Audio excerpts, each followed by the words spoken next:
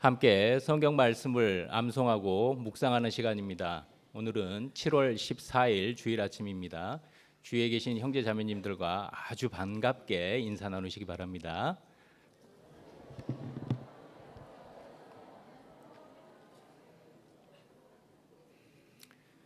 네, 그리고 오늘도 저번 주처럼 지금 2주에 걸쳐서 하고 있는데요. 수어를 배워보는 시간을 갖도록 하겠습니다.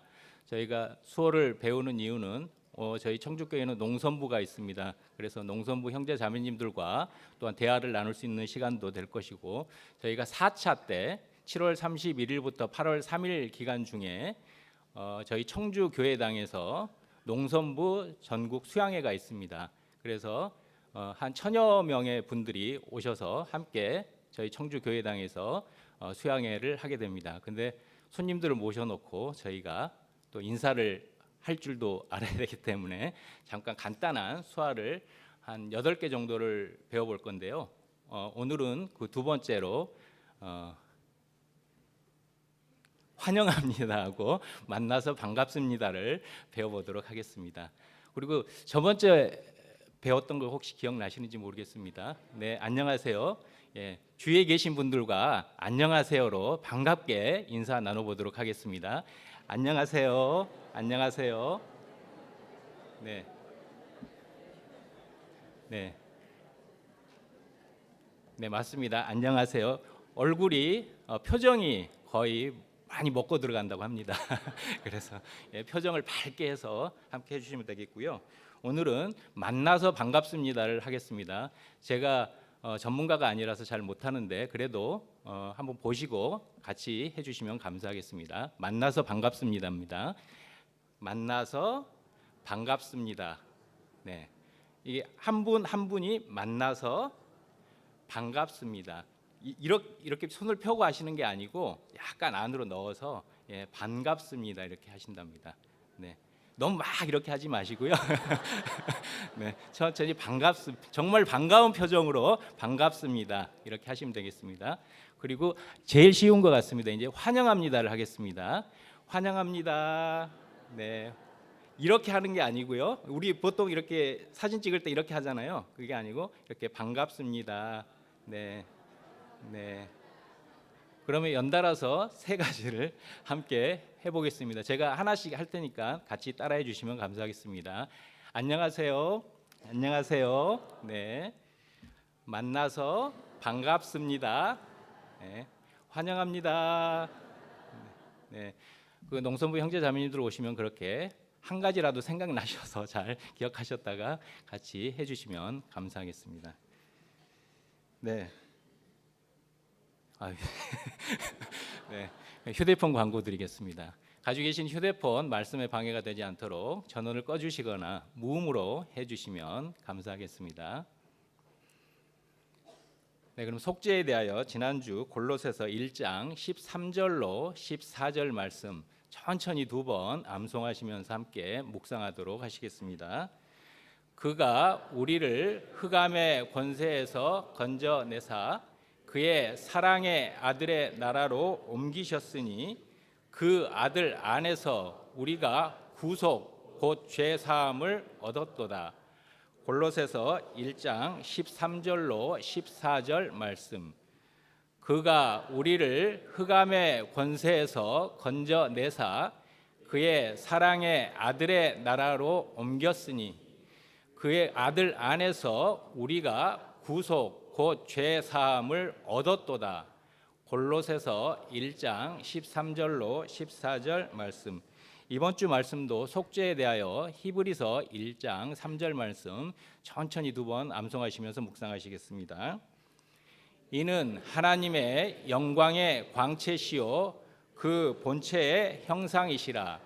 그의 능력의 말씀으로 만물을 붙드시며 죄를 정결케 하는 일을 하시고 높은 곳에 계신 위엄의 우편에 앉으셨느니라.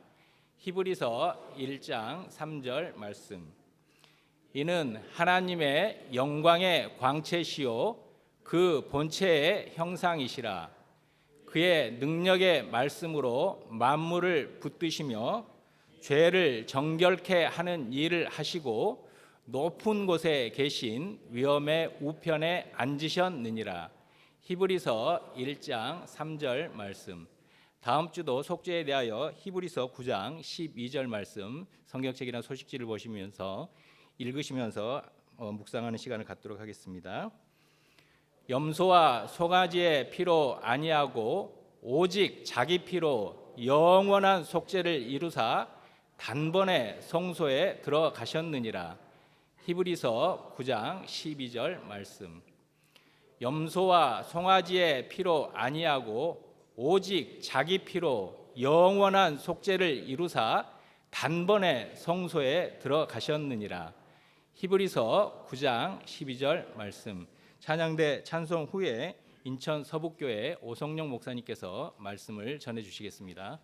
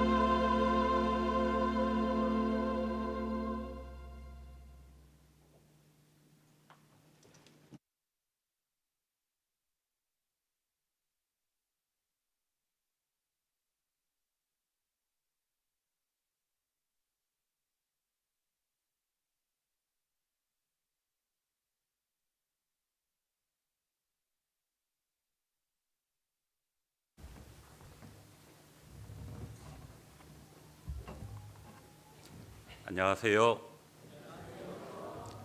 반갑습니다. 별로 반갑지 않은 것 같은데요. 아니면 찬양대 찬양이 너무 은혜로웠기 때문에 그러시죠? 예. 지금 이 시간 공주 갈릴리 수양관에서는 하나님의 은혜의 복음이 증거되는 그 시간입니다. 그런데 마침 우리 청주교회에서 암송도 속죄에 대한 암송이고 또 찬양도 십자가에 대한 찬양, 지금 이 시간 하나님의 은혜의 복음이 증거되고 있는 그 시간입니다. 잠깐이라도 우리가 기도할 수 있는 그런 마음 갖고 그 참석한 모든 영혼들이 다 구원함을 얻을 수 있는 귀한 시간이 되었으면 하는 바람으로 함께 같이 기도하도록 하겠습니다. 같이 기도하시겠습니다. 우리를 사랑하시는 하나님 아버지, 죄 가운데 태어나서 영원히 멸망받고 지옥에 갈 수밖에 없는 우리를 구원해 주시기 위해서 하나님의 하나밖에 없는 아들 예수 그리스도를 이 땅에 보내주셨고 우리의 모든 죄를 담당하시고 십자가에 못 박혀 피 흘려 죽으심으로 우리의 모든 죄를 영원히 용서해 주신 것 진정으로 감사드립니다. 하나님께서 우리에게 베풀어 주신 그 놀라우신 하나님의 은혜와 사랑이 무엇인지 항상 우리 마음속에 새기고 살아갈 수 있도록 도와주시고 그 십자가의 은혜의 복음을 더 많은 영혼들에게 증거하는 삶이 될 수 있기를 간절히 기도합니다. 단지 우리의 말로만 하나님의 사랑을 증거하는 것이 아니라 우리의 모든 삶을 통해서 하나님의 사랑을 증거하는 삶이 될 수 있기를 간절히 기도합니다. 특별히 지금 이 시간 하나님의 은혜의 복음이 갈릴리 수양관에서 증거되고 있습니다. 말씀을 듣는 모든 영혼들 한 영혼도 이뤄지지 않고 다 구원함을 얻을 수 있도록 각 사람의 마음과 생각을 온전히 하나님의 말씀으로 붙잡아 주시고 또 말씀을 증거하시는 그 목사님들에게도 담대하게 하나님의 말씀을 전할 수 있는 지혜와 능력 허락하여 주시옵소서. 오늘 주일 맞이하여 같이 모여서 하나님의 은혜를 찬양하고 교제를 통해서 서로의 발을 씻길 수 있는 귀한 시간 허락해 주신 것 감사드립니다. 주님 앞에 가는 그날까지 온전히 주님을 기쁘시게 하는 삶을 살다 주님 앞에 설 수 있기를 간절히 기도합니다. 또 멀리 해외에서 선교하고 계시는 선교사님과 그의 가정들이 있습니다. 그곳에도 하나님의 큰 은혜와 사랑이 나타날 수 있도록 도와주시고 역사해 주시옵소서. 오늘 말씀의 한 시간 주님의 거룩한 손에 부탁드립니다. 우리를 사랑하시고 우리를 영원한 멸망 가운데에서 구원해 주신 주 예수 그리스도 이름 받들어 감사하며 기도드립니다. 아멘. 구약 성경 느헤미야를 보시겠습니다.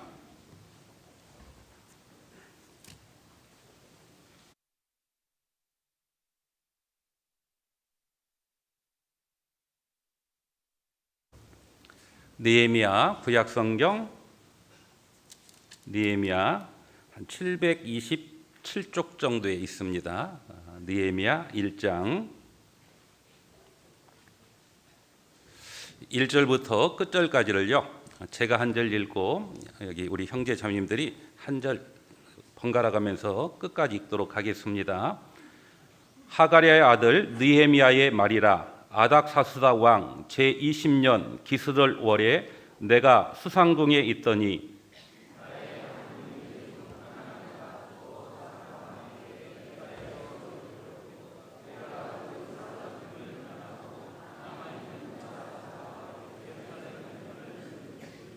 저희가 내게 이르되 사로잡힘을 면하고 남은 자가 그 도에서 큰 환난을 만나고 능욕을 받으며 예루살렘 성은 회파되고 성문들은 소화되었다 하는지라.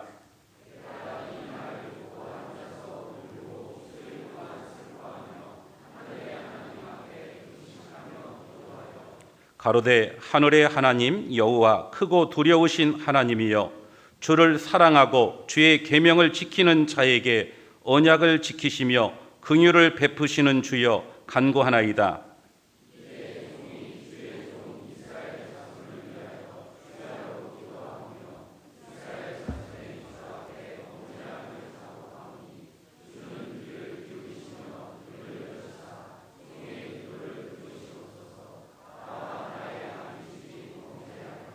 주를 향하여 심히 악을 행하여 주의 종 모세에게 주께서 명하신 계명과 율례와 규례를 지키지 아니하였나이다.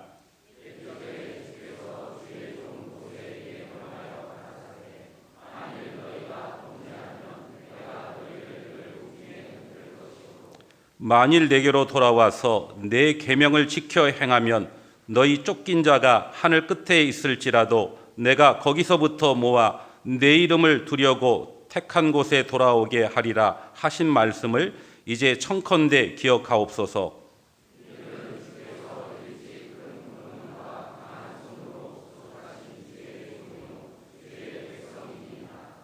같이 읽겠습니다. 주여 구하오니 귀를 기울이사 종의 기도와 주의 이름을 경외하기를 기뻐하는 종들의 기도를 들으시고 오늘날 종으로 형통하여 이 사람 앞에서 은혜를 입게 하옵소서 하였나니 그때 내가 왕의 술관원이 되었었느니라. 아름다운 정원이 있습니다. 그 아름다운 정원을 망칠 수 있는 방법, 어떻게 하면 망칠 수 있겠습니까? 어떻게 하면 되겠죠? 그 아름다운 정원에 들어가서 뒹굴고 꽃을 꺾고 하면 틀림없이 그 아름다운 정원은 망쳐질 겁니다. 그런데 꼭 그렇게 하지 않아도 정원을 망칠 수 있는 방법이 있습니다. 내버려 두는 겁니다. 특별히 요즘처럼 장마철 되면요, 비가 자주 오잖아요. 비가 자주 오면은 잡초는 여기저기 무성해질 겁니다. 아름다운 정원을 망칠 수 있는 방법은 꼭 들어가서 꺾지 않아도, 그 꽃을 꺾지 않아도 내버려 두면 그 정원이 망쳐지는 것처럼 우리의 신앙도 마찬가지라고 생각합니다. 우리의 신앙도 아무 일도 안 하고 무관심하면, 내버려 두면 우리의 신앙도 틀림없이 망쳐질 거라고 생각합니다. 우리의 관심은 어디에 있습니까? 요즘 세상 사람들의 관심은 어디에 투자하면 돈을 벌 수 있을까? 적은 노력을 하고 많은 것을 추구하는 그런 시대에 살고 있습니다. 세상 사람들은 온통 돈하고 있죠. 그렇죠? 사람들의 관심은 물질에 있고요. 그리고 어떻게 하면 맛있는 거 먹을까? 그래서 요즘 먹방이라고 하는 게 유행이잖아요.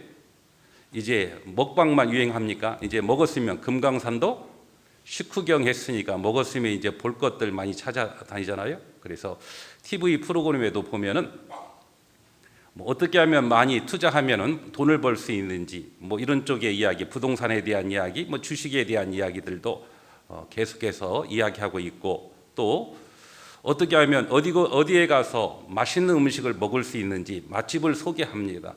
또요, 많은 프로그램 속에는 이제 전국의 아름다운 것들을 소개하고, 그리고 이제 전국뿐만 아니라 해외 곳곳에 이왕이면 싼 가격으로 많은 것을 누릴 수 있는, 즐길 수 있는 그런 볼거리들을 소개하고 있습니다.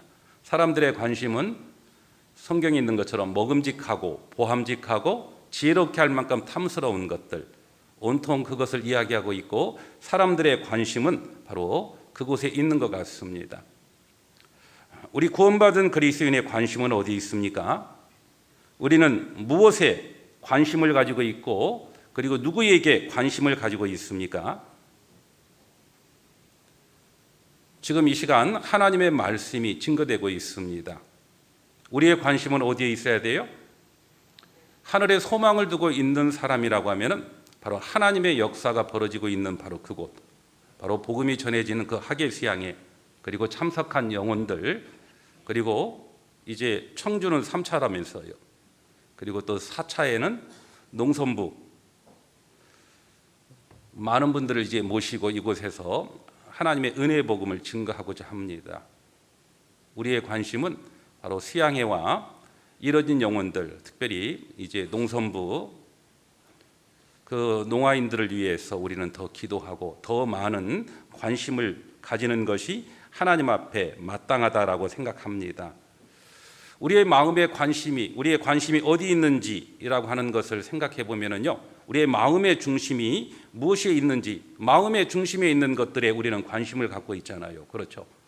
그런 것처럼 우리의 마음의 중심이 어디에 있는지, 우리는 잘 살펴볼 필요가 있습니다. 하나님은 우리의 모든 것을 감찰하시는 분이에요. 왜 우리의 모든 것을 하나님은 감찰하십니까? 감찰한다, 살펴본다라는 뜻은 하나님은 우리에게 관심을 가지고 계시기 때문에 우리를 감찰하고 계시는 거예요. 그리고 감찰하시는 이유가 뭘까요? 우리의 약점을 찾아내서 어떻게 하면 비난하고 공격할까라는 그것 때문에 하나님은 감찰하시는 분은 아닐 겁니다. 하나님께서 우리를 감찰하시는 이유는 어떻게 하면 하나님의 은혜와 사랑을 더 주고 하나님 앞에 더 바르고 올바르게 살아갈 수 있게 할 것인지, 그걸 생각하시고 하나님은 우리를 감찰한다라고 생각합니다. 반대로 마귀는 많은 대용품들을 만들어 놓고 우리의 관심을 이제 세상으로 돌리고자 합니다. 특별히 우리가 살고 있는 이 시대는 주님이 오실 날이 얼마 남지 않았잖아요. 마귀는 자기의 날이 얼마 남지 않았다라고 하는 것을 알고 분을 내어 내려갔다라고 되어 있어요. 왜 내려갔습니까? 더 많은 영혼들을 이제 영원한 멸망으로, 그리고 구원받은 그리스도인의 신앙을 무너뜨리기 위해서 내려갔다라고 생각합니다. 그래서 특별히 우리가 살고 있는 시대는 편리한 시대이기도 하지만은, 풍요로운 시대이기도 하지만은, 영적으로는 우리 신앙생활 하기가 결코 쉽지 않은 시대다라고 하는 것을 우리가 잘 알 수 있습니다. 왜냐하면 마귀는 우리의 관심을 사방으로 돌리게 만듭니다. 사람들의 관심, 특별히 이제 곧 있으면 뭐가 있습니까? 수양회가 있다라고 하는 건 아까 이야기했으니까요. 올림픽도 있습니다. 수양회 기간과 이제 겹치게. 그러면 사람들의 관심은 온통 어디에 있어요? 올림픽 보느라고. 그래서 한국이 좀 성적이, 차마 이 말을 못 하겠네요. 너무 좋으면 관심이 온통 그곳에 갈 것도 같아요. 그래서 참 전도하는 게 결코 쉽지 않은 시대에 살고 있다라고 생각을 합니다. 그럴수록 우리 더 구원받은 그리스도인들은 하나님의 일에, 하나님의 역사에 더 많은 관심을 가지고 그 일에 최선을 다하는 우리가 되었으면 좋겠습니다. 왜냐하면 이 세상도 그 정욕도 뭐라고 되어 있습니까? 지나간다라고 되어 있어요. 뭐 돈에 관심을 가지고 아무리 많은 돈을 벌어도 죽을 때 뭐 돈 싸들고 가는 사람은 없잖아요. 그렇죠? 뭐 세상적으로 아무리 성공했다라고 해도 그거 가져갈 사람은 아무도 없습니다. 아니, 오히려 죽음 앞에서 섰었을 때는 내가 이 땅에 살면서 많은 돈을 쌓아놓기 위해서, 그리고 어떤 명예를 얻기 위해서 살아왔던 삶이 정상적인 방법으로 그 재물을 쌓거나 어떤 정상적인 방법으로 어떤 위치에 도달하지 않았다라고 하면은 오히려 죽음 앞에서는 살아있었을 때 그렇게 부화했던 것을, 내가 높은 위치에 있었던 것들을 자랑스럽게 생각했을지는 몰라도 죽음 앞에 서면은 오히려 그것이 마음에 큰 고통이 될 것이고 가장 후회하는 것이 될 수도 있다라고 생각을 합니다. 반대로 이 땅에 살아갈 때는 어떤 경우는 돈을 버는데, 어떤 위치에 올라가는 데 있어서 신앙이라고 하는 것이 조금은 거추장스럽게 생각이 될 때도 있을 거예요. 맞죠? 편법을 써서 돈을 벌어야 되는데 신앙의 양심이 어떤 위치에 올라가려면 다른 사람을 짓밟아야 올라가는데, 신앙이라고 하는 것이 있다 보면 이제 그런 부분들이 여러 가지 걸림이 될 거예요. 그래서 신앙은 이 땅에 살아갈 때는 조금은 거추장스럽게, 어떤 분은 좀 구원을 늦게 받았으면 하는 그런 마음도 들 수 있을 거예요. 그런데 이제 하나님 앞에 설 날, 바로 죽음이 오늘이라고 하면은 어떤 마음이 들까요? 내가 구원을 받았다라고 하는 게 너무 감사한 것이고, 거추장스럽게 생각했던 그 신앙이 내게 얼마나 귀한지, 내게 큰 소망이었는지를 알게 될 것이라고 생각을 합니다. 이 땅에 있는 그 모든 것들, 세상에 있는 그 모든 것들, 그 정욕도 지나가되 반대로 그 여러 가지 유혹 속에서도 하나님의 뜻 가운데 살았던 모든 삶은 결코 헛되지 않고 영원히 거한다. 영원히 내게 유익으로 갚아줄 거라고 생각합니다. 그래서 우리 구원받은 그리스도인들은 이 땅의 삶을 살아가고 있지만은 우리의 관심은 이 땅에 관심을 가질 것이 아니라 우리의 미래 장차 살아야 될 영원한 천국에 대한 그 소망 가운데 이 땅의 삶을 살아가는 것이 마땅하고 그것을 위해서 관심을 가지고 살아가는 것이 마땅하다라고 생각합니다. 그래서 우리 구원받은 그리스도인들 무엇에 어디에 누구에게 관심을 가져야 될지 특별히 이 느헤미야라고 하는 이 선지자를 통해서 그는 어디에 관심을 두고 살았는지 바로 그 느헤미야 선지자의 그 신앙을 통해서 우리도 본을 받고 우리도 느헤미야와 같은 마음을 가지고 이 땅의 삶을 살아야 될 거라고 생각을 합니다. 여기 느헤미야 1장 1절 보겠습니다.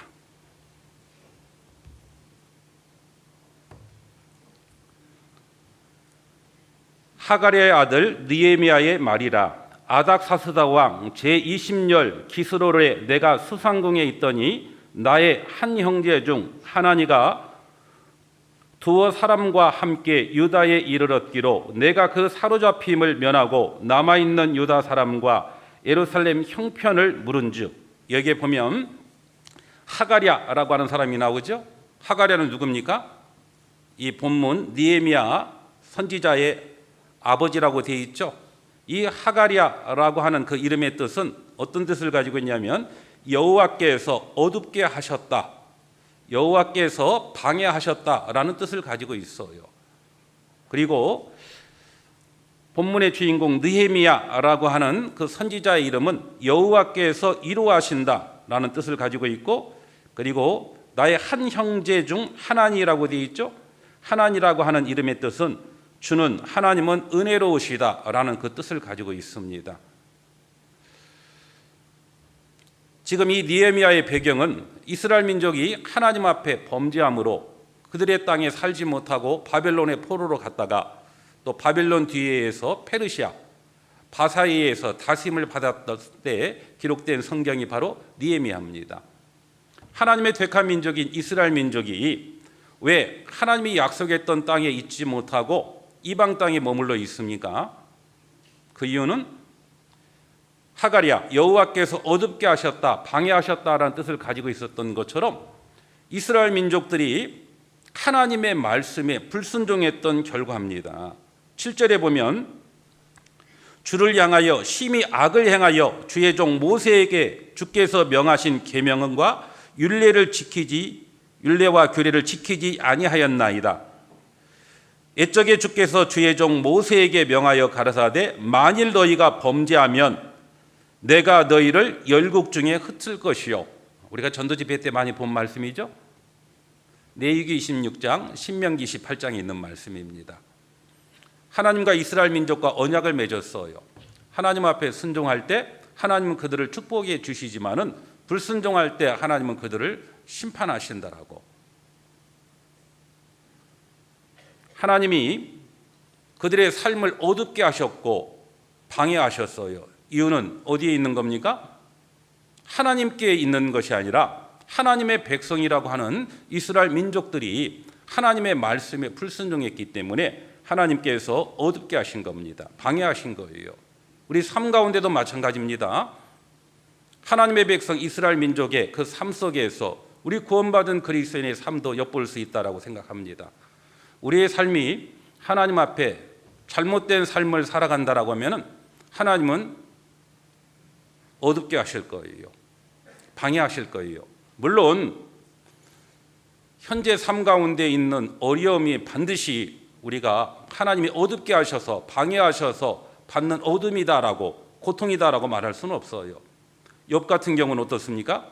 하나님이 연단하기 위해서 어둠도 하나님이 허락하실 때도 있지만은 그러나 대부분은 지금 현재의 삶은 과거에 하나님 앞에 불순종했던 삶을 살았던 징계인 경우들도 많이 있다라고 생각합니다. 바로 하가랴, 하나님께서 이스라엘 민족이 불순종했기 때문에 하나님은 어둡게 하셨어요. 그런데 하나님의 결국은 어둠이 아니잖아요. 하나님의 결국은 뭡니까? 하나님의 결국은 어둠 가운데에서 건지시는 것이 하나님의 결국이에요.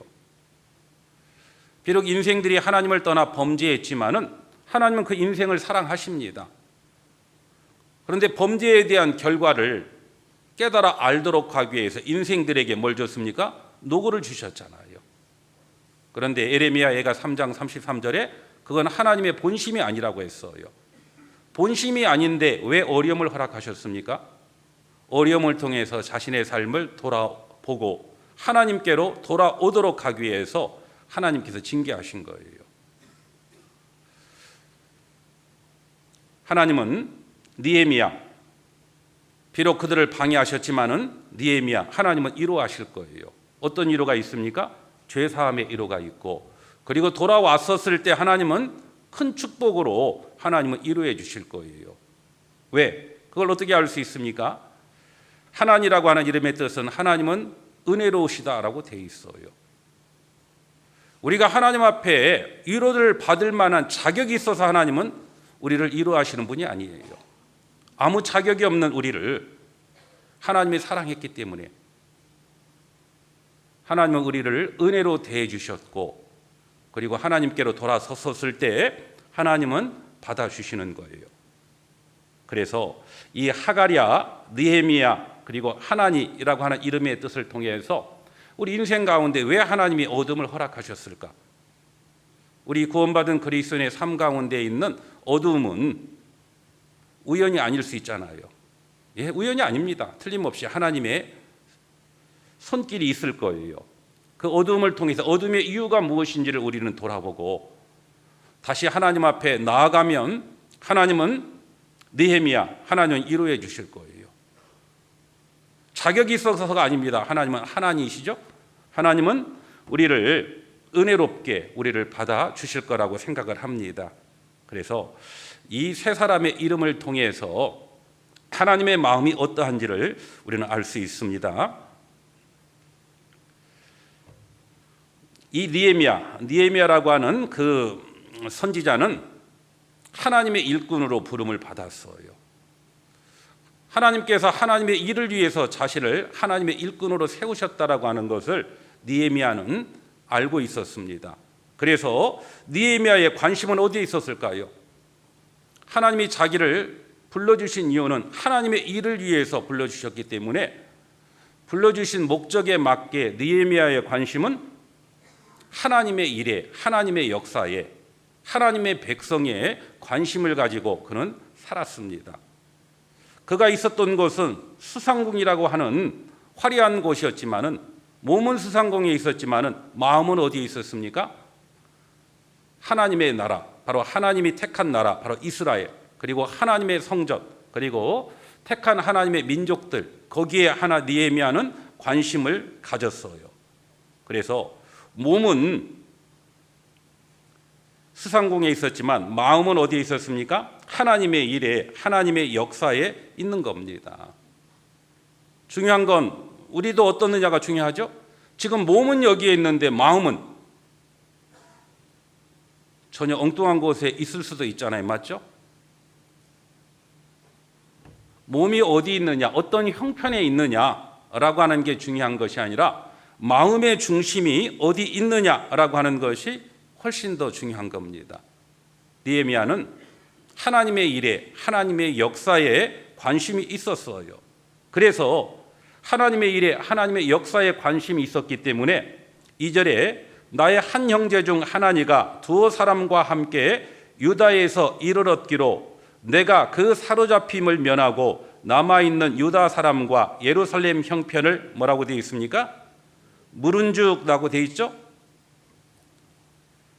느헤미야는 수상궁에 있었지만 마음은 하나님의 일에, 하나님의 역사에 관심이 있었기 때문에 형제 중 하나니라고 하는 형제가 예루살렘을 다녀왔던 이야기를 전해 듣고 난 다음에 예루살렘에서 사로잡혔다가 다시 그들의 땅으로 돌아간 이스라엘 민족들, 그들 도대체 형편은 어떻습니까? 지금 예루살렘 상황은 어떻습니까? 라고 물어봤다라고 되어 있죠. 물어봤다라는 뜻은요, 관심이 있다라는 뜻이에요. 부모는 끊임없이 누구에게 물어봅니까? 자녀에게 물어봐야 멋져. 그렇죠? 밥을 안 먹으면 어디 아픈 데 없어? 물어보죠. 학교 갔다 오면은요. 오늘 학교 갈 때 더워서 많이 힘들었지? 뭐 친구들과는 어땠어? 아이는 귀찮게 하지만은요. 엄마는 끊임없이 물어봅니다. 왜 물어봐요? 사랑하기 때문에, 관심이 있기 때문에 물어봅니다. 마찬가지로 하나님의 일에, 하나님의 역사에 관심 있는 사람은 물어봅니다. 뭘요? 어디에 투자하면 돈 벌어? 그거 물어보진 않았겠죠? 뭘 물어보겠습니까? 지금 수양회 몇 명이나 참석했대?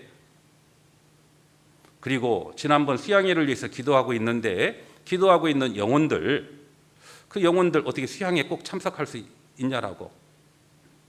있다라고 하면은 나도 위해서 기도하겠다. 지금 쉽지 않다라고 하면은 힘내라고, 우리도 같이 기도해 주겠다라고 물어보죠. 사랑한다라고 하면은 관심을 가지고 물어볼 거예요. 느헤미야는 몸은 수상공에 있었지만은 하나님의 일에, 하나님의 역사에, 하나님의 성전에 관심이 있었기 때문에 물어봤어요. 바로 물어봤다라고 하는 것은 하나님의 일에 관심을 가졌다라는 뜻입니다. 그런데 어떤 사람들은요, 알면 어떤 져야 될 의무가 주어질 것 같아서 물어보지 않는 경우들도 있어요. 어떤 형제 자매가 너무 힘들어 보입니다. 힘들어 보이는데 물어보면은 요즘 많이 힘들어 보이는데 왜 힘들어 보여? 들리는 이야기가 경제적인 것 때문에 어려움을 겪고 있다는 이야기 전에 들었어요. 물어보면은 혹시 나한테 손 벌리진 않을까? 라고 하는 그런 마음 때문에 물어보지 못하는 경우도 있어요. 그렇죠? 왜? 알면은 다치는 게 아니라 알면 부담이 오니까. 그래서 어떤 사람은 알면 의무를 져야 할 가능성이 있기 때문에 알려고 들지 않습니다. 모르는 게 약이야. 뭐 그런 말도 있잖아요. 그렇죠? 그렇죠. 모르는 게 알면은 내 마음에 어떤 부담이 올 수도 있지만은요, 모르는 게 약이 아닙니다. 뭐 우리가 또 몰라야 될 것도 있어요. 다른 어떤 형제 자매들 말하고 싶지 않은 것들은 뭐 그렇게 알려고 관심을 가지고 꼬치꼬치 캐묻고 또 물어보는지 모르겠어요. 알게 해줄 때까지 그건 기다릴 필요가 있지만은 형제 자매들의 어려움이 있다라고 하면은, 하나님의 일이, 하나님의 역사가 벌어지고 있다라고 하면은 우리는 물어봐야 됩니다. 물어본다라고 하는 것은 관심이 있다라는 뜻이에요. 에이즈 들어보셨죠? 요즘은 에이즈란 말을 별로 안 쓰는데 에이즈가 뭐의 약자랍니까? 누가 그러더라고요. 아이고 이제 다 살았다라고 하는 그런 약자라고 하는데, 이 에이즈, 과거에 에이즈 때문에 많은 사람이 죽었어요. 그런데 그 에이즈 예방 슬로건이 뭐였냐면 무지로 죽지 말라라는 그런 슬로건이 있었습니다. 에이즈가 어떻게 옮겨지는지 그걸 모르기 때문에 이제 에이즈에 걸리는 사람들도 많이 있거든요. 몰라서 죽는 사람이 많이 있어요. 마찬가지죠. 왜 사람이 지옥에 갑니까? 물론 죄 때문에 지옥에 가지만은 하나님이 누구인지, 하나님이 어떻게 우리를 구원해 주셨는지 모르기 때문에 지옥에 가는 거예요. 그래서 영생은 곧 유일하신 참 하나님과 그의 보내신 자 예수 그리스도를, 그다음 뭐라고 되어 있습니까? 아는 것이라고 되어 있잖아요. 영생이 뭐냐? 아는 거다. 하나님이 누구인지 아는 것이고, 하나님 앞에 내가 누구인지를 아는 것이고, 그런 나를 위해서 예수 그리스도, 그분이 왜 십자가에 못 박혀 돌아가셨는지를 아는 것이 영생입니다. 우리가 하나님의 일에, 하나님의 역사에 관심이 있다라고 하면은 우리는 물어봐야 됩니다. 복음이 어떻게 전해지고 있는지, 그리고 기도 부탁했던 영혼들이 어떠한지를 알아봐야 되고, 물어봐야 되고, 수양에 어떻게 진행되고 있는지 물어보십시오. 관심이 있다는 뜻이에요. 느헤미야는 물어봤어요. 그의 몸은 수상궁에 있었지만은 그의 마음은 어디에 있습니까? 바로 하나님의 성전, 하나님의 임재의 상징이잖아요. 바로 그곳에 관심이 있었기 때문에 물어본 겁니다.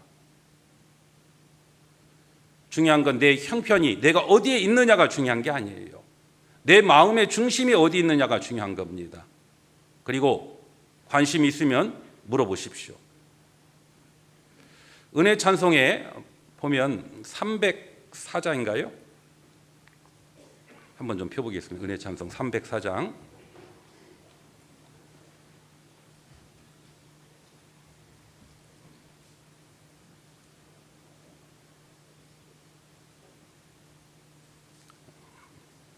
이 곡도 좋지만은요, 참 가사의 의미가 너무 좋은 것 같습니다.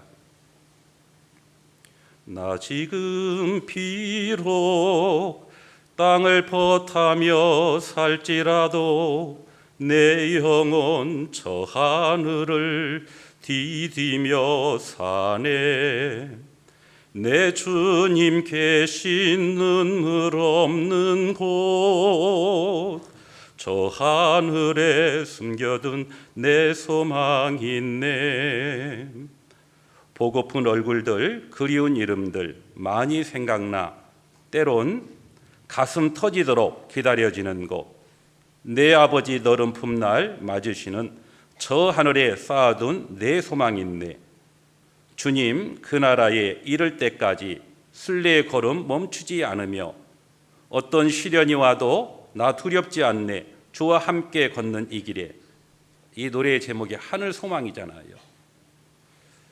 나 지금 비록 이 땅을 벗하며 살아가고 있을지라도, 몸은 느헤미야가 스상공에 있을지라도, 우리가 이 땅에 살아가고 있을지라도 내 영혼은 저 하늘을 디디면서 하늘을 의지하고 하늘의 소망을 바라보고 산다는 뜻이죠. 그것은 어떤 것입니까? 나를 사랑하셔서 자신의 몸을 내어주신 주님이 계신 곳이에요. 그곳은 주님의 피값으로 사주셔서 약속하신 천국은 눈물이 없는 것입니다. 그리고 이 땅에 살았던 모든 수고에 대한 열매를 거둘 수 있는 진정한 소망이 있는 것이 바로 하늘입니다. 그리고 보고픈 얼굴들 많이 있잖아요. 그렇죠? 우리를 구원해 주신 그 주님, 그리고 내게 복음을 전해줬던 앞서갔던 많은 믿음의 선진들, 바로 그들이 그곳에 있습니다. 그곳을 가보고 싶지 않습니까? 그리고 주님 오실 날이 너무 가까운 이때 더 주님을 위해 살아간다라고 하면은 주님은 너른 마음을 가지고 우리를 맞아 주실 거예요. 그 길을 가는 동안에는 결코 쉽지 않지만은, 우리는 어떻습니까? 쉽지 않지만은 진정한 소망이 있고 내게 진정한 기쁨이 있고 내게 영원한 생명을 주신 주님, 바로 그 주님이 원하는 그 일을 위해서 우리는 순례의 길 멈추지 않고 어떤 시련이 와도 두려워하지 않고 주님이 우리와 함께 하시는 것을 믿고 우리는 당당하게 살아갈 수 있다라고 생각합니다. 우리가 땅에 살고 있지만은 우리의 시민권은 어디에 있습니까? 하늘에 있는 사람이에요. 우리는 이 땅의 것을 바라보고 그것 때문에 웃고 울 것이 아니라 하늘의 소망을 두고 우리 이 땅의 삶을 살아가야 될 거라고 생각합니다. 그래서 빌립보서 3장에 있는 것처럼 우리의 시민권은 어디에 있다고요? 하늘에 있다. 맞아요? 뭘 맞아요, 맞기는. 사는 모습 보면 아닌데. 왜 울고 웃습니까? 세상의 것이 주어지면 울고 웃다가, 맞죠? 그리고 그 세상의 것을 얻고자 하는데 신앙 때문에 포기해야 될 때 우리는 혹시 울고 있지 않습니까? 말로는 우리의 시민권은 하늘에 있다라고 하는데 실제 삶의 모습은 그렇지 못할 때가 많이 있습니다. 느헤미야, 그는 비록 이 땅에 살고 있었지만은, 아니 풍요로운 삶을 살고 있었지만은 그의 관심은 어디에 있었습니까? 하늘에 있었어요. 그래서 하나님의 일에 하나님의 역사가 나타나는 곳, 바로 예루살렘, 그리고 성전, 그리고 성벽이 어떠한지를 그는 물어봤어요. 왜? 관심이 있기 때문에, 하나님의 일에 관심이 있었기 때문에 물어봤습니다. 그래서 느헤미야는 물어볼 정도로 관심이 있었던 사람입니다. 뭘 물어봤어요? 하나님의 역사, 하나님의 성전, 바로 그 일에 관심을 가지고 물어봤던 사람입니다. 그리고 물어봤는데 결과는 어떻습니까? 느헤미야 1장 3절,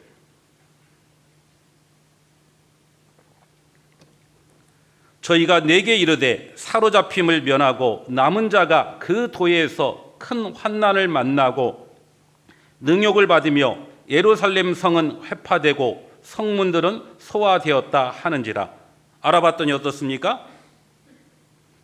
사로잡힘을 면했던 남은 자들이 많은 이방인들에게 큰 환난을 받고 있습니다. 그리고요, 예루살렘 성은 회파되었고 그리고 문들은 불타 없어졌습니다. 이 이야기를 전해 듣고 느헤미야는 어떻습니까? 4절 같이 읽겠습니다. 내가 이 말을 듣고 앉아서 울고 수일 동안 슬퍼하며 하늘의 하나님 앞에 금식하며 기도하여, 여기 보시면 그 이야기를 전해 듣고 난 다음에 그는 내가 이 말을 듣고 앉아서 울었다라고 돼 있어요. 울었다. 사람이 우는 이유가 무엇인지를 안다라고 하면은요, 그 사람의 인격을 알 수 있다라고 말할 수 있습니다. 어떤 사람이 실수하고 그리고 어려움 가운데 처해 있는 모습을 보는 사람, 보고 웃는 사람들, 그리고 사사로운 것에 실망하고 그것 때문에 우는 사람은요, 뭔가 좀 특별히 신앙인으로서 신앙의 인격이 부족하다라고 말할 수 있겠죠. 그렇죠? 운다라고 하는 것은 뭔가 이유가 있기 때문에 울 거예요. 맞죠? 내가 흘리는 눈물은 왜 눈물을 흘립니까? 혹시 내가 흘리는 눈물은 남편에게 인정받지 못하고, 그렇죠? 다른 사람에게 대접받지 못했던 것 때문에 슬퍼하고 눈물 흘리지 않습니까?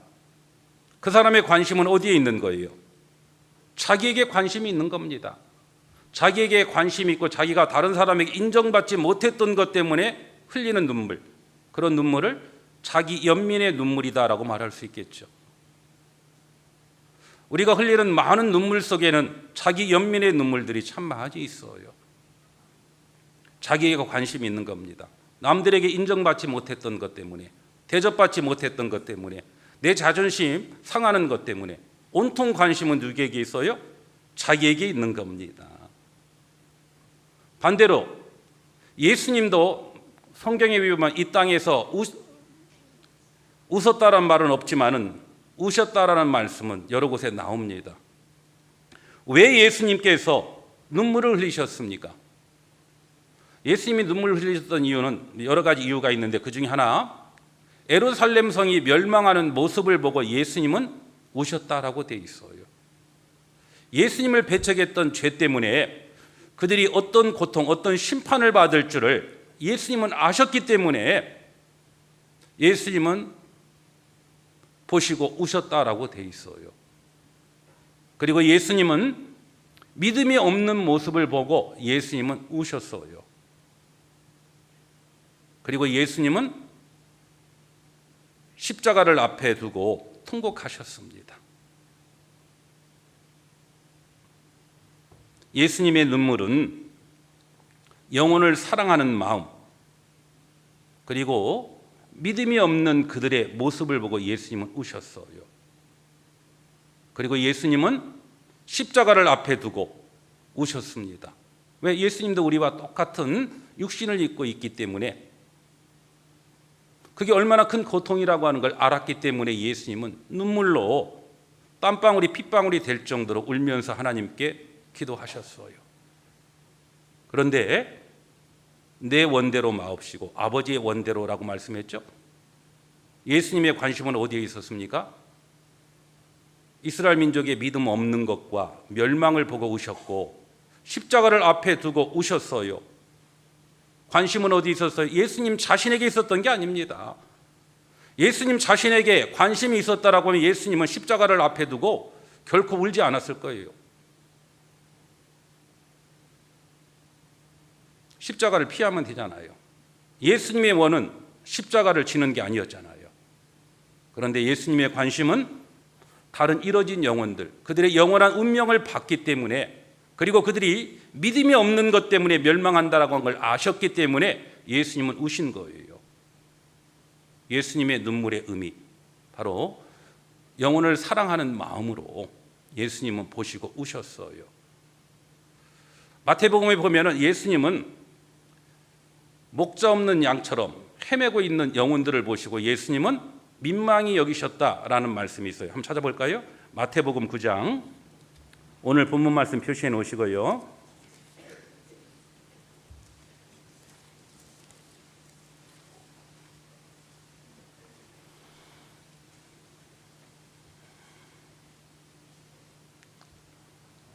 (36절)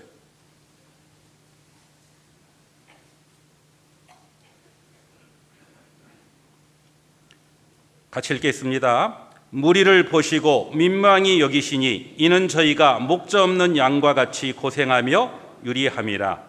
여기 무리를 보시고, 예수님 주위에 있는 많은 무리들을 봤어요. 그들이 뭐 얼마나 많은 걸 가졌느냐 안 가졌느냐, 예수님의 관심은 거기에 있었던 게 아닙니다. 목자 없는 양과 같이 고생하며 유리하고 있어요.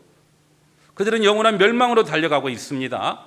그걸 보시고 예수님은 민망히 여기셨다라고 되어 있는데, 우리가 알고 있는 민망이와 여기서 쓰고 있는 민망이는 조금은 다른 의미입니다. 우리가 민망하다라고 할 때 어떨 때 민망하다라고 합니까? 우리가 어떤 실수를 하면 사람 앞에 이제 민망하게 여길 때 있죠, 그렇죠? 그럴 때 민망하다라고 이야기하는데, 예수님이 말씀하신 이 민망히 여기셨다라는 말은, 이 민망이라는 말은 창자가 끊어지는 고통, 그런 의미를 가지고 있어요. 예수님은 목자 없는 양과 같이 헤매고 있고 영원한 멸망으로 달려가고 있는 그 영혼들의 상태를 바라보고 예수님 자신의 창자가 끊어지는 것 같은 고통을 느끼셨다라는 뜻이에요. 그런 영혼들을 봤기 때문에, 그들의 고통을 예수님 자신의 고통처럼 여겼기 때문에 예수님은 십자가에 앞에 두고 십자가가 얼마나 끔찍하다라고 하는 것을 아셨지만은, 할 수만 있으면 이 잔을 내게서 옮겨달라고 땀방울이 핏방울이 되면서, 그리고 눈물로 통곡했지만은 그 마음속에 그 영혼들을 사랑하는 마음, 예수님 자신의 창자가 끊어지는 것 같은 그런 마음을 가지고 있었기 때문에 내 원대로 마옵시고 아버지의 원대로, 예수님은 그들을 위해서 십자가에 못 박혀 돌아가신 겁니다. 아니, 그들이 아니라 바로 우리를 위해서죠. 바로 예수님의 눈물의 의미는 영혼을 사랑하는 마음, 그래서 눈물을 흘렸어요. 예수님의 관심은 어디에 있었습니까? 자신에게 관심이 있었던 것이 아니라 영혼들에게 관심을 가졌어요. 그리고요, 예수님이 완성하신 복음을 누가 전했습니까? 많은 제자들이 전했고, 그 중에 가장 대표적인 제자가 누구였어요? 사도 바울이었잖아요. 사도 바울은 이뤄진 영혼들에게 눈물을 가지고 복음을 전했어요. 교회를 위해서 많은 눈물을 흘렸다라고 이야기합니다. 바울이 내가 그리스도를 본받는 자 된 것 같이 너희도 나를 본받는 자 되라라고 했던 것처럼, 예수님의 마음을 가장 본받은 사람이 누구냐? 바로 사도 바울이었어요. 예수님의 핏값을 주고 구원한 그 영혼들, 구원할 영혼들을 위해서 바울은 기도했고, 그들을 위해서 원한다라고 하면, 필요하다라고 하면 사도행전 20장에 있는 말씀처럼 자기의 생명을 조금도 은혜 복음 증가를 위해서는 귀하게 여기지 않았다라고 되어 있어요. 아니, 자기의 생명만이 아니었습니다. 로마서 11장에 보면은, 로마서 9장이네요. 자신의 민족들이 구원만 받을 수 있다라고 하면은 차라리 하나님 앞에 저주를 받아 지옥에 갈지라도 그 영혼들이 건짐만 받을 수 있다라고 하면 기꺼이 하겠다. 내가 참말을 말한다라고 돼 있어요. 그 영혼들을 사랑했기 때문에 그 영혼들을 위해서 눈물 지었고요. 그들을 건질 수만 있다라고 하면은 자신의 생명, 아니 자신에게 약속했던 영원한 천국도 기꺼이 포기할 수 있겠다라고 그런 이야기했어요. 진심이었습니다. 근데 참말이라고 말했잖아요, 사도 바울이. 바로 교회를 위해서 바울은 이뤄진 영혼들을 위해서 교회를 세우고 많은 사람들이 교회 안에 들어오도록 하기 위해서 바울은 많은 눈물로써 사역을 했습니다. 바울뿐만 아니었죠. 느헤미야와 이런 비슷한 선지자 있죠. 에레미야, 맞죠? 에레미야 선지자 앞에 꼭 붙어있는 별명처럼 붙어있는 게 있습니다. 어떤 선지자라고 합니까?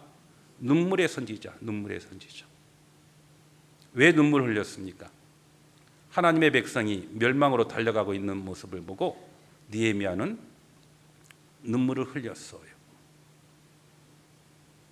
베드로는요, 철저히 실패했죠. 그러나 실패했지만은 그는 철저히 회개하고 눈물로써 회개했어요. 우리 신앙 가운데도 베드로처럼 실패하고 넘어질 때도 있습니다. 그러나 넘어졌지만은 다시 하나님이 사랑으로 받아주신다라고 하는 걸 믿고 나아가면, 회개하면 그 눈물을 하나님은 닦아주실 거예요. 그래서 이 운다라고 하는 것은 남자들은 잘 안 울잖아요. 왜냐하면 울면은 약한 것처럼 보이기 때문에.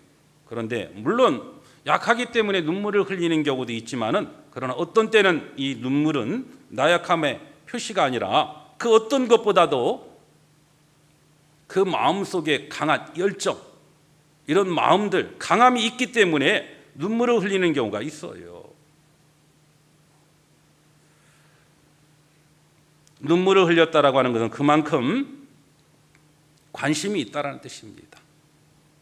자기를 위한 눈물이 아니라 느헤미야는 하나님의 성전, 거기에 대한 관심이 있었고 하나님의 백성, 그들에게 관심이 있었기 때문에 느헤미야는 눈물을 흘린 거예요. 그래서 누군가가 이런 말을 했는데 참 공감이 됩니다. 우리의 눈물은 하나님께서 우리 길에 심으신 섭리의 씨앗에 물을 주는 것과 같다라고 이야기합니다. 하나님의 역사, 하나님의 일이 이루어지는 것 가운데는 우리의 눈물도 필요할 거예요. 그리고 그 눈물이 없으면 그 씨앗은 결코 자랄 수도, 열매도 맺을 수도 없다라고 이야기합니다. 구원받은 그리스도인들이 눈물 흘릴 정도로 관심을 가지고 씨를 뿌리고 가꿔야만 온전한 하나님의 일이, 하나님의 역사가 이루어지는 겁니다. 마찬가지잖아요. 우리의 아이가 올바르게 자라기 위해서는 어떻게 합니까? 부모님의 끝없는 관심 물어보죠. 그리고 어떤 경우는 그 아이를 위해서 눈물 짓습니다. 왜? 사랑하기 때문에. 물어보고 사랑하기 때문에 눈물을 흘립니다. 바로 느헤미야가 그랬어요. 그리고 다시 느헤미야 1장 4절에 보면 내가 이 말을 듣고 앉아서 울고, 관심이 있다는 뜻이죠. 수일 동안 슬퍼하며 하나님 앞에, 같이 읽겠습니다. 금식하며 기도하여 라고 되어 있죠. 그 다음에 느헤미야가 했던 행동은 금식하며 기도했다라고 되어 있습니다. 느헤미야 성경을 보면은요, 느헤미야 성경은 기도로 시작해서 기도로 끝냈다라고 할 정도로 많은 기도의 내용이 나와요. 그는 하나님을 믿는 믿음을 가진 사람입니다. 그래서 하나님의 능력을 이 땅으로 끌어낼 수 있는 방법이 뭐예요? 바로 기도입니다. 하나님의 여러 가지 칭호가 있어요. 하나님은 전능하시다, 사랑이시다, 공의롭다. 그리고 또 하나님의 이름 앞에 붙어있는 칭호가 있어요. 한번 따라 해보겠습니다. 기도를 들으시는 하나님. 하나님은 어떤 하나님이라고요? 기도를 들으시는 하나님이에요. 하나님은 왜 우리의 기도를 듣습니까? 기도에 대한 응답을 해주시기 위해서 기도를 듣는 거예요. 하나님은 전능하신 분입니다. 그리고 하나님은 사랑하시는 분이에요. 그 하나님의 능력이, 하나님의 사랑이 우리에게 임할 수 있는 그 방법이 뭡니까? 바로 기도예요. 우리 신앙생활의 4대 요소가 뭡니까? 말씀과 그 다음에 기도와 교제와 전도, 맞죠? 그걸 뭐 줄여서 말기교전 그러더라고요. 말기, 마지막 시대에 살아갈 때예요. 교전, 전쟁하는 거, 싸우는 거죠. 마귀와의 싸움에서 이기려면 어떻게 해야 돼요? 말씀이 필요하고, 그리고 하나님의 능력이, 도움심이 필요해요. 기도가 필요한 겁니다. 그리고 그 기도도 함께, 맞죠? 기도할 때 하나님의 말씀이 전해지는 거예요. 기도는 하나님의 능력을 이 땅으로 끌어낼 수 있는 방법입니다. 그리고 우리가 누군가를 위해서 기도한다라는 뜻은, 그리고 여기 금식하며 기도했다라고 하는 것은 뭐 그냥 기도가 아니라 금식하며 기도했다라는 뜻은 그만큼 그 일에 그 사람의 관심이 있기 때문에 금식하며 기도하는 거예요. 맞죠? 관심이 없으면요, 기도를 해도요, 뭐 대충 합니다. 가끔 교제하다 보면은요, 예를 들어 조모임, 뭐 예를 들어 구역 모임 할 때 이제 간증할 수 있는 사람이 이제 뭐 없다라고 하면은요, 돌아가면서 기도할 때 많이 있죠. 돌아가면서 간증하는 경우가 있죠. 그러면 간혹 이런 분들이 있어요. 이제 돌아가면서 이제 간증을 하다 보면은, 제가 특별히 간증할 건 없고요, 기도 부탁이나 하겠습니다, 뭐 이런 간증을 하는 분이 있어요. 그런데 기도 부탁하겠습니다가 아니라 그 조사가 이상하죠. 기도 부탁이나 하겠습니다. 무슨 말이에요? 그저 간증하는 시간을 때우기 위해서, 제가 그런 간증을 때우기 간증이라고 합니다. 그저 그 간증의 시간을 모면하기 위해서 기도 부탁을 하는 거예요. 그래서 누구누구를 위해서 뭐 기도해 주세요. 그러면 나머지 분들 열심히 적죠? 얼마의 시간이 지났습니다. 이제 물어봐요. 그때 기도 부탁했던 그분 어떻게 되셨어요? 그러면 기도 부탁했던 그분이 더 깜짝 놀라요. 왜? 기도 부탁해놓고 자기는 기도한 적이 없거든. 맞죠? 이런 기도에 무슨 능력이 있겠습니까? 그렇잖아요. 우리가 교제할 때 기도 부탁하는 게 잘못되었다는 뜻이 아닙니다. 그저 이런 때우기식의 기도 부탁은 아무 힘이 없고 아무 능력이 없다라고 생각을 합니다. 느헤미야 금식하며 기도했다. 우리가 특별히 구원받지 않은 우리 가족들을 위해서 기도하죠. 뭐 거의 매번 기도할 때 구원받지 않은 가족들을 위해서 기도할 겁니다. 왜? 그들을 사랑하기 때문에, 관심이 있기 때문에 그들을 위해서 기도하고, 또 어떤 사람을 위해서는 눈물을 흘리면서, 특별히 부모님이 구원을 못 받았다라고 하면은요, 눈물을 흘리면서 기도할 때가 있고, 어떤 경우는 금식하며 기도할 때가 있어요. 무슨 소리입니까? 그만큼 그 영혼에 대해서 관심이 있다라는 뜻이에요. 누군가를 위해서 금식하며 기도한다라고 하는 것은 그만큼 하나님의 일에, 하나님의 성전에 관심이 있기 때문에 기도를 하는 거예요. 우리가 수양회를 앞두고 기도합니다.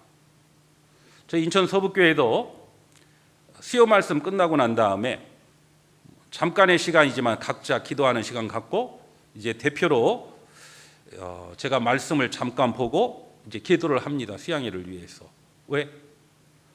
하나님의 역사가, 하나님의 일이 하계 수양회를 통해서 이루어지기 때문에, 그 일을 위해서, 그리고 우리는 그 하계 수양회의 많은 영혼들을 건지기 위해서 기도하고 있잖아요. 혼자의 기도도 필요하지만 교회가 함께 합심해서 기도하는 것 너무 중요하잖아요. 우리의 관심이 어디에 있습니까? 수양회예요. 하나님의 역사에 관심이 있기 때문에 기도하는 것처럼 느헤미야도 마찬가지였어요. 느헤미야, 비록 몸은 수상궁에 있었지만 그의 관심은 하나님의 성전에 관심이 있었기 때문에 그리고 하나님의 백성에 관심이 있었기 때문에 느헤미야는 그 일을 위해서 기도한 겁니다.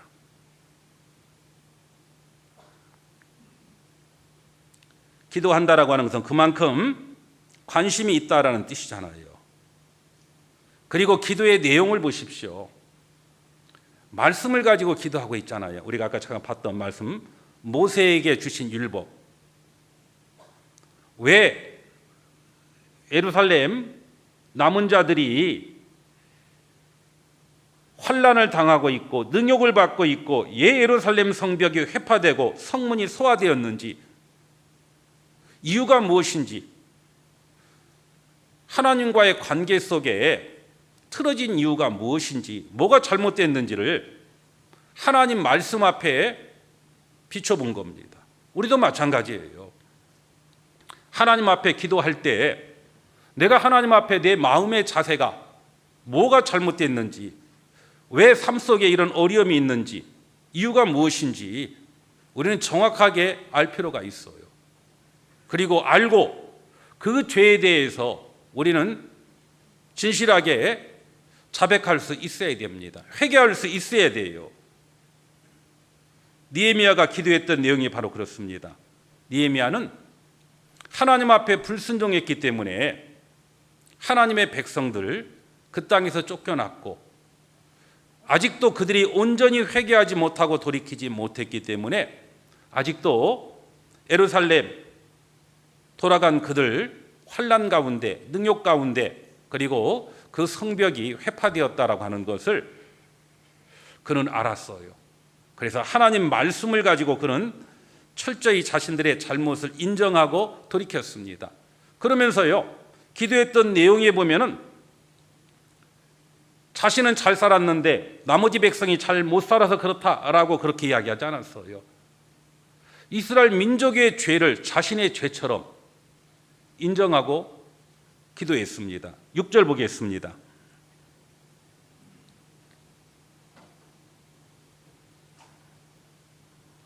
이제 종이 주의 종 이스라엘 자손을 위하여 주야로 기도하오며, 밤낮으로 기도한다는 뜻이죠. 금식할 뿐만 아니라 밤낮으로 간절히 기도했어요.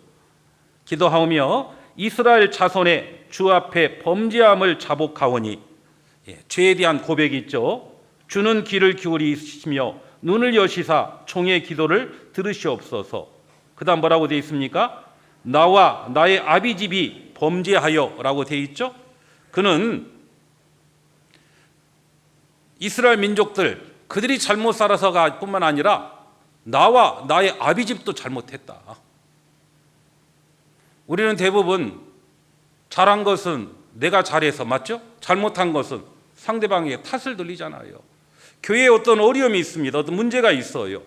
그러면 무슨 형제, 무슨 자매 때문에 이 교회 분위기가 이렇다, 뭐 이렇다라고, 그리고 말씀을 전하는 전도인이 어떻고 여러 가지 핑계를 댑니다.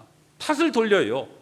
자신은요, 자신에게서 어떤 문제의 원인을 찾지 않고요.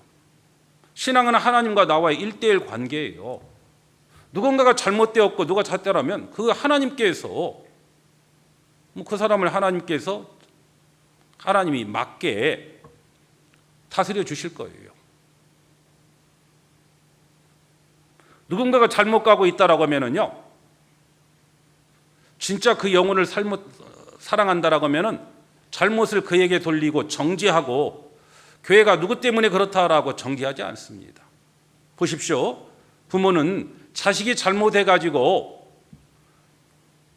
학교에서 이제 선생님에게 부름을 받았어요. 부모님 모시고 와 해가지고 갔습니다. 그러면 어머니는 뭐라고 그래요? 누구 잘못이라고 합니까? 그놈이 내 아들도 아니라고, 집에서 손 놨다라고, 그러면서 그렇게 비난합니까? 부모는 뭐라고 해요? 선생님한테, 선생님 진짜 잘못했습니다. 제가 자식 교육 잘못했습니다. 이번 용서해 주신다라고 하면 제가 잘 다스리겠습니다. 제가 너무 자식에 대해서 무관심했던 것 같고 잘못 교육해서 그런 것 같으니까 제 얼굴이라도 좀 봐서 좀 용서해 주라고. 자식의 잘못을 누구에게요?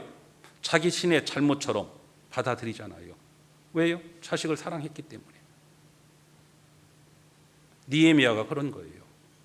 느헤미야는 다른 사람의 탓을 돌리지 않았어요. 하나님 앞에 우리가 범죄했습니다. 그 범죄한 원인은 나와 우리 아비집이 하나님 앞에 범죄했습니다. 그렇죠? 내가 잘못 교육한 것처럼 내가 충분히 기도해주고 도와줬으면 그 형제가 저러지 않았을 텐데, 내가 무관심하고 그저 잘못에 대해 비난만 했기 때문에 내게도 큰 원인이 있고, 진짜 그 영혼들을 사랑한다라고 하면 그 영혼에 왜 아픔이 뭐가 있는지를, 지금 저렇게 나타나는 것은 뭔가 원인이 있기 때문에 나타났겠다라고 생각하고 그 아픔을 감싸주려고 하는 마음, 그런 마음이 없이 있었기 때문에 지금의 저 형제가, 저 자매가 신앙이 저렇다라고 하는 것, 자기에게서 원인을 찾고 그 영혼을 위해서 기도해 주는 것, 그것이 하나님 앞에 올바른 마음이고 그 형제의 잘못을 내 잘못처럼 인식하는 것, 바로 그것이 하나님 앞에 올바른 그리스도인의 마음이라고 생각합니다. 그래서 느헤미야는 이스라엘 민족뿐만 아니라 자신과 자신의 가족이 하나님 앞에 범죄했기 때문에 하나님의 일에 온전히 동참하지 못했기 때문에 하나님의 역사가 나타나지 않았다라고 고백한 겁니다. 우리의 기도도 그래야 될 거예요.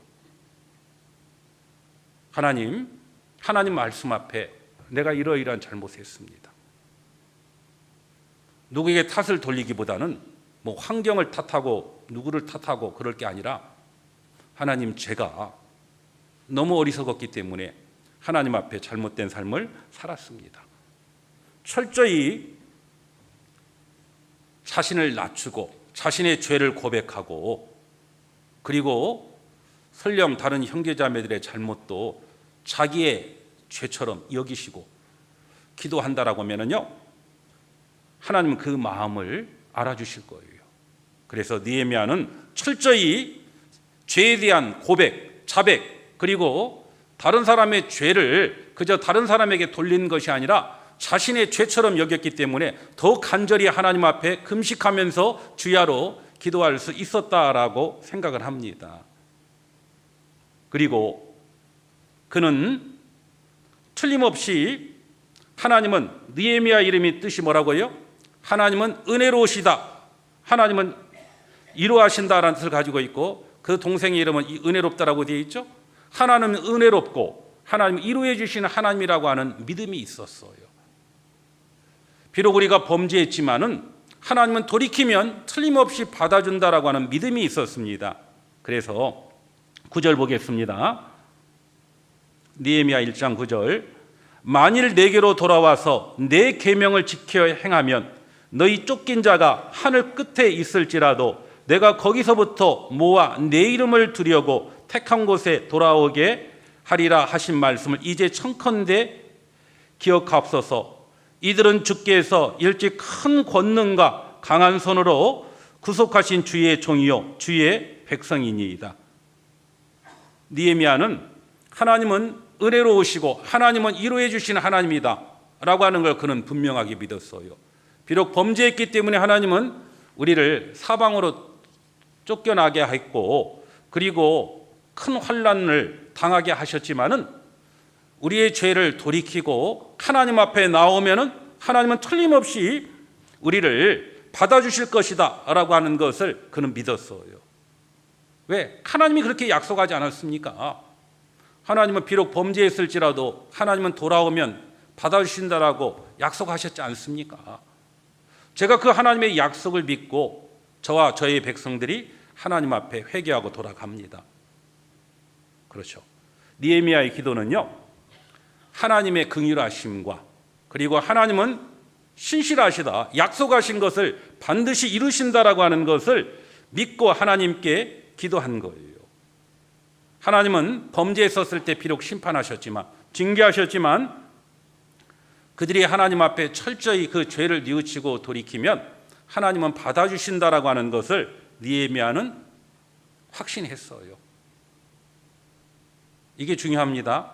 어떤 사람은 기도하면서도요, 의심을 해요. 우리가 은혜 찬송가 그거 알죠? 뭡니까? 그 은혜 찬송가에 보면은 기도할 수 있는데 왜 걱정하십니까? 그리고 기도하면서도요. 뭐 합니까? 기도하면서도 염려하고 있어. 기도하면서도. 하나님의 기도를 들어주시고 하나님을 응답해 주시는 하나님인데 기도하면서도 하나님 누구를 위해서 기도합니다. 건져주세요. 그런데 속으로는요. 그 인간은 하면서 의심하면서 기도하는 경우 있잖아요. 그러면 응답이 있을까요? 없을까요? 야고보서 1장 한번 보겠습니다.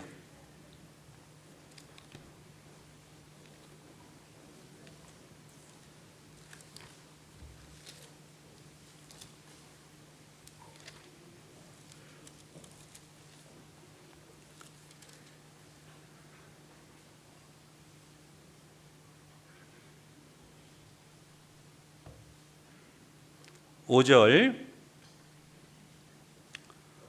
너희 중에 누구든지 지혜가 부족하거든 모든 사람에게 후히 주시고 꾸짖지 아니하시는 하나님께 구하라. 그리하면 뭐 한다고요? 주시리라. 6절 같이 읽겠습니다. 오직 믿음으로 구하고 조금도 의심하지 말라. 의심하는 자는 마치 바람에 밀려 요동하는 바다 물결 같으니 이런 사람은 무엇이든지 주께 얻기를 뭐라고요? 생각하지 말라. 생각조차 말래요. 하나님 응답 안 해주겠다는 뜻입니다. 기도하면서 의심하고 있어요. 그러니까 응답을 못 받는 겁니다. 느헤미야는요, 간절히 하나님에게 기도했을 뿐만 아니라 하나님은 틀림없이 신실하시기 때문에 기도에 대한 응답이 있을 것에 대한 확신을 가지고 기도한 거예요. 중요한 건 기도의 응답이 내가 생각했던 그 시간에 그 시기에 꼭 이루어지는 것은 아니죠. 그렇죠? 하나님의 계획, 하나님의 섭리는 언제 어떻게 나타날 줄 모르는 거예요. 성경은 뭐라고 합니까? 더딜지라도 뭐 하라고요? 기다리라라고 되어 있잖아요. 하나님의 때가 하나님이 작정한 시간에 하나님은 응답해 주시는 거예요. 중요한 건 포기하지 않고 끝까지 하나님께 기도할 때 하나님은 응답해 주시는 거예요. 느헤미야 선지자는 간절히 금식하면서 주야로 기도했을 뿐만 아니라 하나님은 틀림없이 기도에 대한 응답을 해주시는 분이라고 하는 걸 믿고 확신에 찬 기도를 했습니다. 그리고 그 느헤미야 그 기도했던 대로 하나님은 하나님의 일을 이루도록 도와주시잖아요. 그래서 느헤미야를 통해서 그는 하나님의 일에 하나님의 역사에 관심이 있었기 때문에 그는 물어봤죠. 또요. 물어봤을 뿐만 아니라 뭐 했어요? 울었잖아요. 그들과 함께 고통을 느꼈고 그리고 물어봤을 뿐만 아니라 왜 그런 고통이 있었는지를 생각하고 철저히 그 죄를 자복하는 기도를 했어요. 그는 하나님의 일에 하나님의 역사에 관심이 있었기 때문에 물어봤고 울었고 기도를 했습니다. 그리고 하나님은 그가 관심을 가졌던 그 일을 이룰 수 있도록 느헤미야를 하나님은 사용해 주셨어요. 느헤미야는 하나님의 일에 관심이 있었습니다. 그저 그는 기도만 한 게 아니었어요.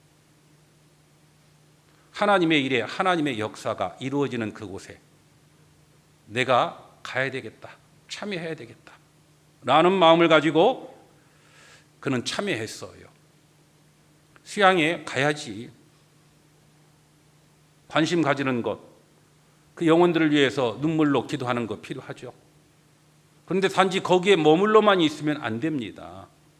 느헤미야는 수상궁이라고 하는 그 편안한 장소를 마다하고 느헤미야는 그곳에 직접 참여했어요. 자신에게 주어진 모든 것들을 다 포기하고 그는 자발적으로 그곳에 뛰어들었습니다. 무슨 소리예요?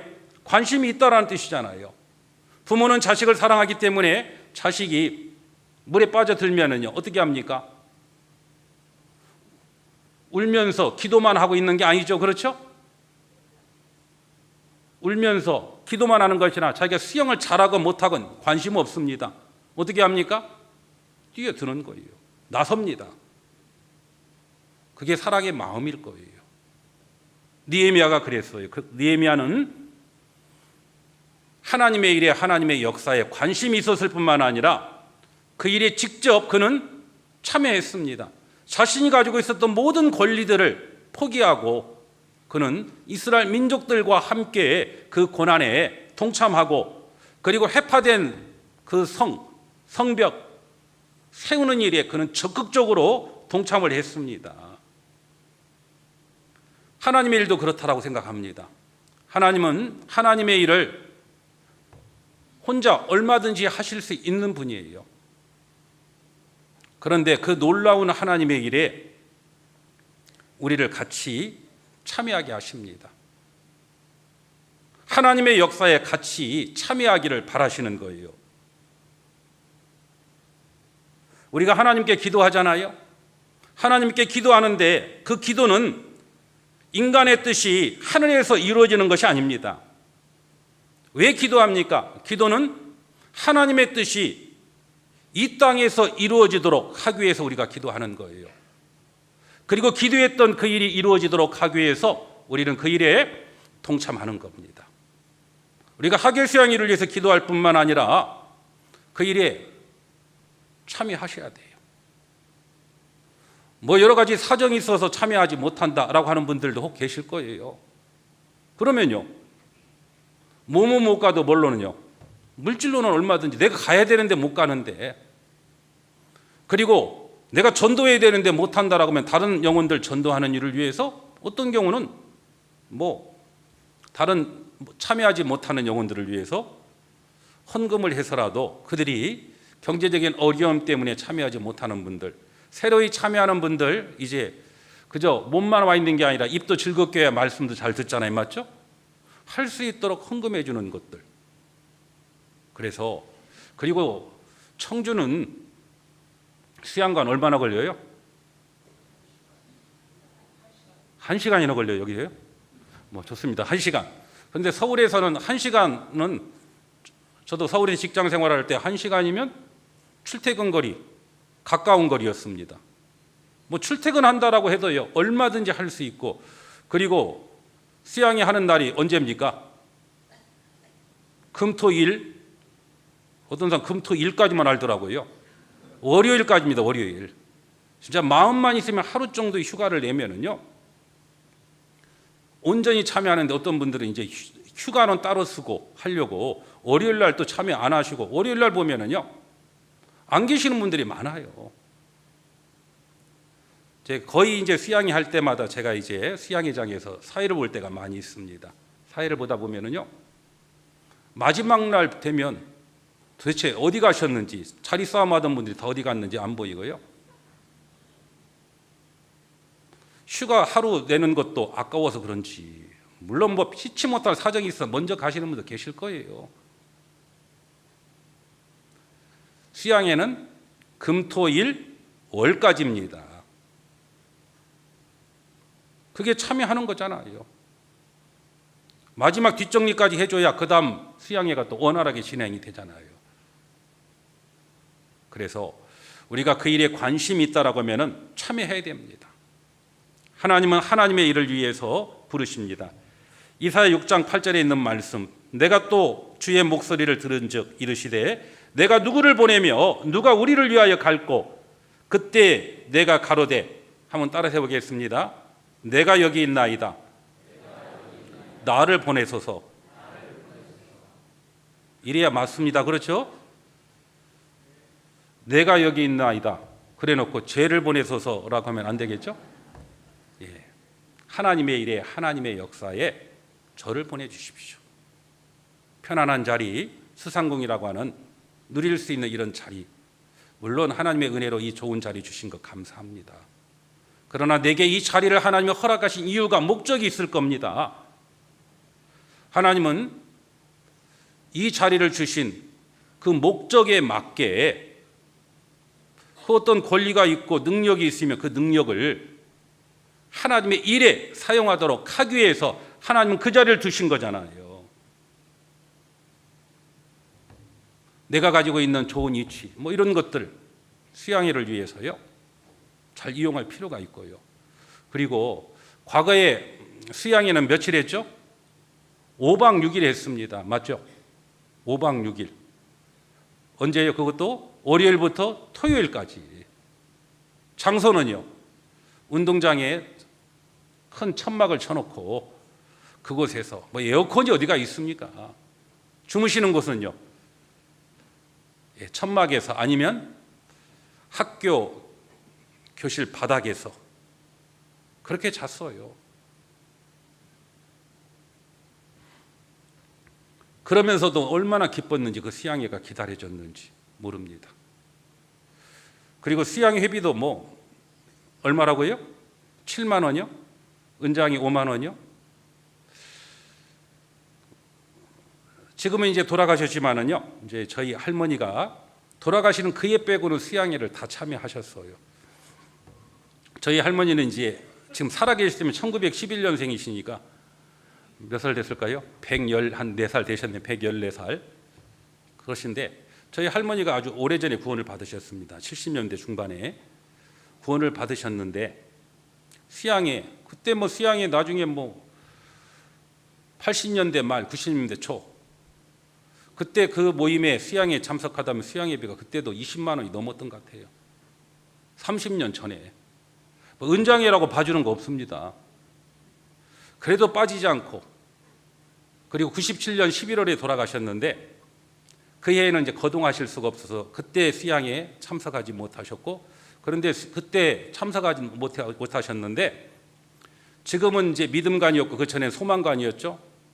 그것이 기둥에다 지붕만 씌워줬던 것들을 좀 확장해가지고 짓고 난 다음에 지금으로 말하면 추기의 수양회 할 때 그 오랫동안 기도했던 저희 부모님이 참석하신다라고 하니까 거동도 못 하시면서 참석하셨어요. 그래서 저희 자매가 이제 화장실 다닐 때는 항상 부축하고 다니시고 그렇게 그때가 이제 9월 말에서 10월 초였습니다. 참여하시고 그러니까 마지막 이제 하계 수양회는 아니래도 지금으로 하면 추계 수양회에 참석하셨고 10월 초에까지 참석하셨고 11월 말에 돌아가셨어요. 그 몸 아픈 거 핑계대고 뭐 이것저것 핑계대고 하셨으면 참석하지 못했을 것 같아요. 지금 하나님 앞에서 그 참석한 일을 잘했다라고 생각할까요? 못했다고 생각할까요? 그러면서 저희 부모님이 그 마음이 움직여서 그 전에는 구원 받았다라고 하면서도 돌아오시면 다른 이야기 하셨는데 그 다음부터 이제 확실하게 간증하고 계시고 지금 이제 물론 연로하십니다. 아버지가 94세고 어머니가 91세신데요. 지금의 그 믿음, 이제 주님 앞에 갈 날이 가까우신데 그런 간절한 기도 그리고 그 일에 적극적으로 참여했던 마음들 이런 마음들이 결국은 부모님의 그 구원을 확증할 수 있는 기회가 되었다라고 생각합니다. 우린 영혼들을 위해서 기도할 뿐만 아니라 기도에 응답이 있기를 바란다라고 하면은 하나님 우리 사람을 통해서 하나님의 역사를 이루시잖아요. 우리는 적극적으로 동참하셔야 됩니다. 느헤미야는 그랬어요. 수상궁이라고 하는 것을 버리고 그는 하나님의 일, 하나님의 역사가 이루어지는 그곳에 참여했기 때문에 놀랍게도 예루살렘 성벽이 많은 방해가 있었지만은 52일 만에 완성이 되었어요. 대적자들조차도 놀랐습니다. 누가 하신 거예요? 하나님이 하셨고 누구를 통해서? 하나님의 사람, 하나님의 일에 관심을 가졌던 느헤미야를 통해서 아니 느헤미야뿐만 아니라 함께했던 그런 이스라엘 민족을 통해서 그 놀라운 하나님의 역사를 이루신 겁니다. 우리의 관심이 어디에 있습니까? 하나님의 일에 하나님의 역사를 관심을 가지셔야 될 거예요. 세상에 속된 것에 관심 가져봤자 그건 다 지나가는 것들이에요. 우리는 헛된 세상에 살고 있지만은 헛되지 않은 것을 위해서 우리는 살아가는 사람들입니다. 하나님의 관심은 하나님의 역사가 이루는 것에 관심을 가지는데 구원받은 그리스도인이 세상에 헛된 것에 관심을 두고 살아간다라고 하면 얼마나 하나님께서 아파하시겠습니까? 우리는 하나님의 일에, 하나님의 역사에 관심을 가져야 될 거예요. 아브라함은 자신의 조카 롯에 관심이 있었기 때문에 롯을 소돔으로부터 건질 수가 있었어요. 모세는 바로의 공주의 아들이었지만은 하나님의 백성 이스라엘 민족에 관심이 있었기 때문에 그들을 구원할 수 있었습니다.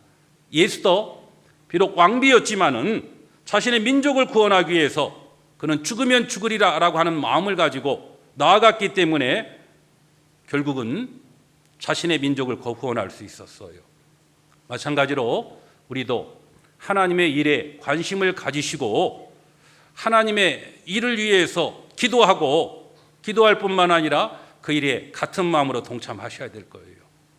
그럴 때 하나님은 그런 우리를 통해서 놀라운 하나님의 역사를 이루실 겁니다. 성경은 또 경고해요. 선택은 각자 하지만은요, 무관심에 대해서 하나님은 관심하시죠? 하나님은 하나님의 행하신 일, 손으로 지은 것들 생각지 아니한 바로 그들 저희를 파괴하고 건설치 않았다라고 시편 28편에 말씀하고 있어요. 예레미야 48장에는 여호와의 일에 관심을 가지지 않고 태만히 하는 자에게는 뭐가 있다고요? 저주를 받는다라고도 엄한 경고도 있죠. 우리의 관심은 하나님의 일에, 하나님의 역사에 관심을 가지고 살아갈 때 결국은 그 일을 통해서 하나님의 일이 이루어질 뿐만 아니라 하나님의 역사에 관심을 가지는데 결국은 그것이 나를 위한 겁니다. 오직 너희를 위하여 보물을 하늘에 쌓아두라고 했잖아요. 하나님의 일에 관심을 가지고 하나님의 일에 투자하고 그 일에 동참했었을 때 손해본 것 같고 희생한 것 같지만은 결국 손해가 아니라 최고의 자신을 위한 투자가 된 겁니다. 그래서 우리 주님 오실 날이 얼마 남지 않았어요. 수양회도 이제 얼마나 지속될지 모릅니다. 그리고 주님 오시기 전에 우리가 먼저 갈 수도 있어요. 그렇잖아요. 주님 앞에 가기 전에 우리는 어디에 무엇에 관심을 가져야 되겠습니까? 하나님의 일에, 영혼을 건지는 일에 관심을 가지고 그 일에 적극적으로 동참한다라고 하면은 그 일이 결코 헛되지 않고 우리에게 영원한 영광으로 갚아주실 거예요. 마지막으로 고린도전서 15장 58절 같이 보고 마치도록 하겠습니다.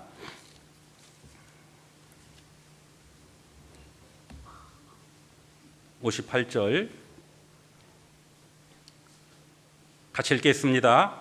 그러므로 내 사랑하는 형제들아 견고하며 흔들리지 말며 항상 주의 일에 더욱 힘쓰는 자들이 되라. 이는 너희 수고가 주 안에서 헛되지 않은 줄을 알미니라. 내 사랑하는 형제들아 견고하며 흔들리지 말며. 그렇죠? 마귀는 많은 대형품을 통해서 우리의 관심을 자꾸 돌리려고 하고 있습니다. 그리고 주님을 위해서 살아가는 것이, 주님을 위해서 투자하는 것이 마리아가 향유를 부었던 그걸 보고 뭐라고 합니까? 가룟 유다와 제자들은 허비했다라고 했죠. 세상은 그렇게 허비한 것처럼 그렇게 말하고 그렇게 취급할 수도 있어요. 그런데 허비가 아니라 최고의 투자였습니다. 그 하나님의 약속을 믿고 견고하며 흔들리지 말며 항상, 어쩌다가 아니라 항상 주의 일에 더욱 힘쓰는 자들이 되라. 이는 너희 수고가 주 안에서 결코 헛되지 않습니다. 세상에서 얻었던 모든 것들은 헛된 거지만은 주 안에서 수고했던 모든 수고는 결코 헛되지 않을 것이에요. 우리는 헛되지 않은 것에 관심을 두고 그것을 위해서 적극적으로 기도하고 동참하는 우리가 되었으면 좋겠습니다. 같이 기도하시겠습니다. 하나님 감사합니다. 우리를 구원해 주시고 놀라운 하나님의 일에 참여할 수 있도록 은혜 베풀어 주신 것 감사드립니다. 우리의 관심 어디에 두고 있는지 다시 한번 우리 자신들 돌아보고 헛되지 않은 것, 바로 영원한 것, 우리에게 주신 진정한 소망이 어디에 있는지를 바라볼 수 있게 해주시고 그곳에 관심을 두고 그 일에 더 최선을 다하는 그리고 동참하는 우리가 되도록 도와주시옵소서. 진행되는 학예 수양에 더 큰 하나님의 은혜의 복음이 증거될 수 있도록 우리 모두가 같은 마음으로 동참하고 기도할 수 있는 우리가 되도록 도와주시옵소서. 우리의 모든 삶을 주님의 거룩한 손에 부탁드립니다. 우리를 사랑하시고 우리를 구원해 주신 주 예수 그리스도 이름 받들어 감사하며 기도드립니다. 아멘.